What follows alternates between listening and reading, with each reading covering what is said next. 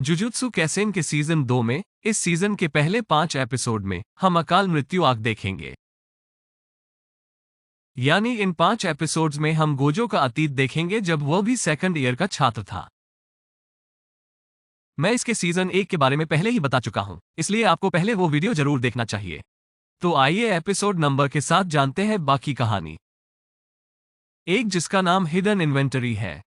तो दोस्तों ये कहानी शुरू होती है 2006 में जब गोजो और गेटो एक ही क्लास में थे। हम देखते हैं कि गेटो एक सुनसान सड़क पर जा रहा है जिसमें एक शापित आत्मा की छाया है। और गर्मी के मौसम में तो इनकी संख्या कुछ ज्यादा ही बढ़ गई थी। गेटो को सड़क पर एक शाप मिलता है जो एक इंसान को खा रहा था। गेटो तुरंत उस अभिशाप को दूर करने के लिए अपनी तकनीक का उपयोग करता है और उसे निगल जाता है। दोस्तों गेटो की शापित तकनीक को कहा जाता है शापित आत्मा हेरफेर।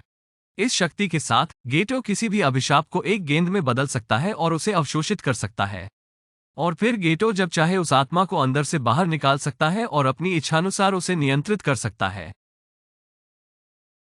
जो कि एक बहुत ही शक्तिशाली तकनीक है। और इसीलिए गेटो को दूसरे वर्ष में एक विशेष ग्रेड रैंक दी गई।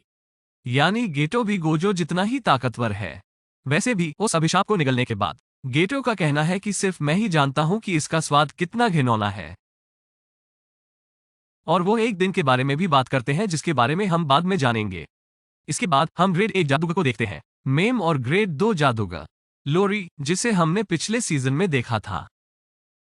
इन दोनों को एक भूथा महल की जांच करने का मिशन दिया गया था। इस घर में एक अमीर आदमी अपने परिवार के साथ रहता था जिसके कई रेस्तरां थे। लेकिन पिछले साल आई महामारी में उनका सारा कारोबार चौपट हो गया और कर्ज के कारण उन्होंने अपने परिवार के साथ आत्महत्या कर ली। इसके बाद यह अफवाह फैल गई कि यह महल भूथा है क्योंकि अब तक इंटरनेट आ चुका था। तब कई छात्र मनोरंजन के लिए उस महल में गए, लेकिन वे कभी वापस नहीं लौटे। अब कोई और इसका शिकार न हो, इसलिए उन दोनों को वहां भेज दिया गया। वहां पहुंचते ही लोरी पर्दा बनाने लगती है। दोस्तों पर्दा बनाने से आम लोगों को पता नहीं चलता कि यहां क्या हो रहा है। लेकिन मेम ने उसे मना किया कि इसकी जरूरत नहीं है क्योंकि महल अंदर है, बाहर नहीं। अब दोनों घर के अंदर जाते हैं और देखते हैं कि चारों तरफ कूड़ा कचरा पड़ा हुआ था।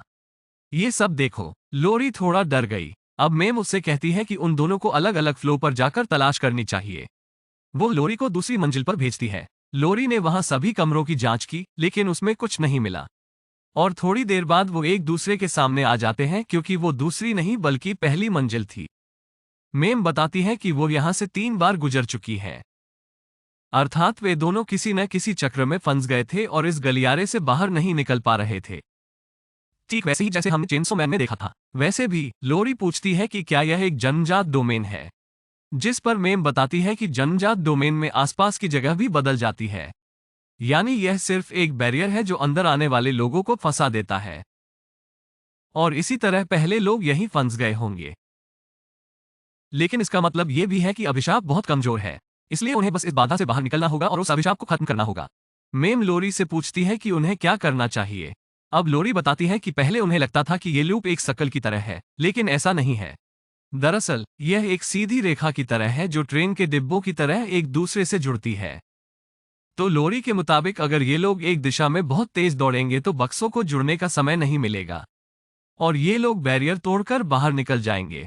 मेम ने लोरी को इस विचार को 100 में से 90 अंक दिए, क्योंकि इन दोनों को एक साथ चलने की बजाय अलग अलग दिशाओं में दौड़ना चाहिए, जिससे बैरियर तेजी से टूटेगा।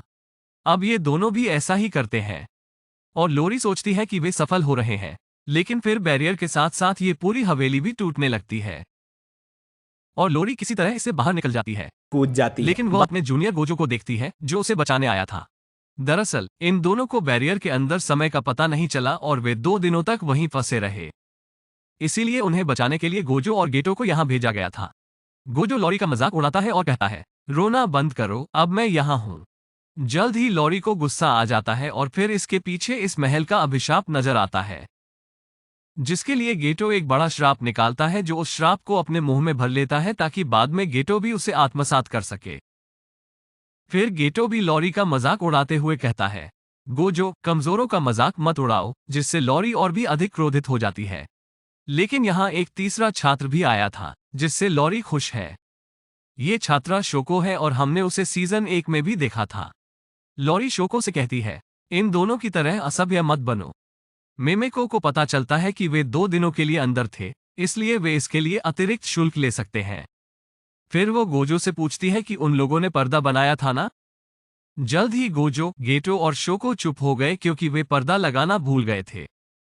इसके बाद सभी लोग जुजुत्सु हाई लौट आते हैं, जहां उन्हें उनके शिक्षक यागा द्वारा डांटा जाता है, जो बाद में इस स्कूल के प्रिंसिपल बन जाते हैं। वैसे भी उन्हें पता चलता है कि यह गोजो ही था जो पर्दा लगाना भूल गया था, जिसके लिए उसे सजा मिली। अब ये तीनों स्पोर्ट्स रूम में जाते हैं और बास्केटबॉल खेलना शुरू कर देते हैं। गोजो पूछता है, पर्दा डालने की क्या जरूरत है, जबकि आम लोग न तो अभिशाप देख सकते हैं और न ही अभिशापित तकनीकें। गोजो का यह भी कहना है कि कमजोर लोगों को बचाना बहुत थका देने वाला काम है, जिस पर गेटो का कहना है कि यह जुजुत्सु जादूगर का काम है कि वो आम लोगों की रक्षा करता है। गोजो गेटो के आदर्शों का मजाक उड़ाता है, जिससे दोनों के बीच तनाव बढ़ जाता है। और ये देखो, शोको यहां से निकल जाता है। अब गेटो गोजो से लड़ने के लिए एक श्राप निकालता है और उसे ये बताता है, चलो बाहर चले और इस मामले को सुलझाएं। लेकिन तभी टीचर यागा यहां आती हैं, जिस पर दोनों दिखाते हैं कि वे सिर्फ व्यायाम कर रहे थे। यागा बताता है कि वो उन दोनों को एक नए मिशन पर भेज रहा है। दोस्तों, सीजन 1 में मैंने आपको बताया था कि स्कूल में 1000 साल पुराना जादूगर है जिसका नाम मास्टर तेंजिन है। तेंजिन की शाप तकनीक के कारण वो अमर है, लेकिन उसका शरीर अभी भी पुराना है और हर 500 साल बाद उसे अपना शरीर बदलना पड़ता है। अगर वो ऐसा नहीं करता तो उसकी तकनीक उसके पुराने शरीर को बदलने लगती है, जिससे वह अपना नियंत्रण खो सकता है और मानवता के लिए खतरा बन सकता है। और इस बार वो जिसके साथ है, तेंजिन अपने शरीर को एक लड़की के रूप में विलीन करने जा रहा है, जिसे वे स्टार प्लाज्मा वेसल कहते हैं। इनका मर्ज 2 दिन बाद होगा।